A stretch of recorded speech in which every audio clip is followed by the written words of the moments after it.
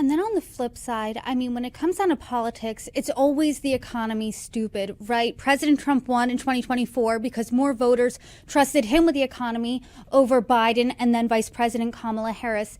Now, people still don't have that rosy outlook when it comes to the economy. But do you think within the past year, as we reflect on President Trump's almost now first year in his second term, has he done anything right in your eyes when it comes to the economy? The problem now is the schizophrenia that exists in the country and the economy. On the one side, there are people who are ambitious, excited about AI and other sorts of innovation. I assure you, NVIDIA has never had it so good, right? Unlike a lot of these companies, they actually make something.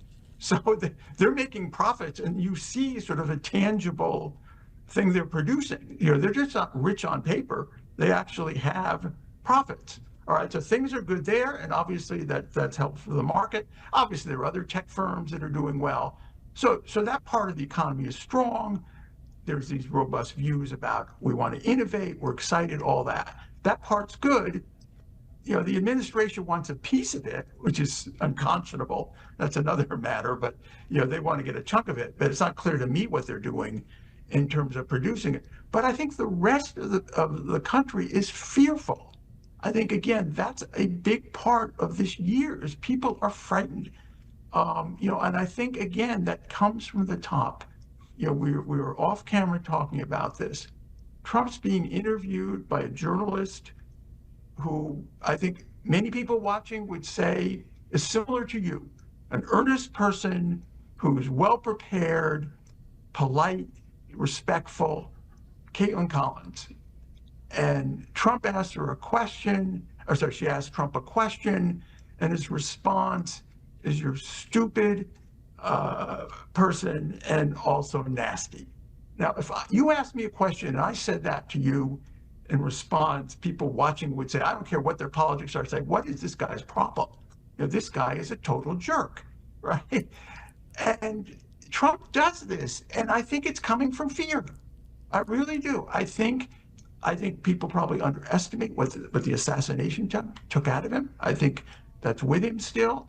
I think his age, obviously, and his other problems, and he clearly has health problems, are getting to him. The people around him feel this, and of course, he does not listen to anybody. And I think there's just too much fear that's going on. And of course, that's what Trump likes to play off of for other people. He gets support that way. So we have people who probably, I think of drug dealers in America as living with their mothers.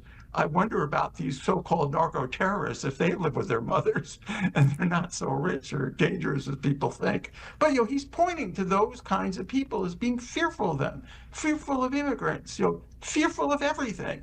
And I think that's really the problem with this administration.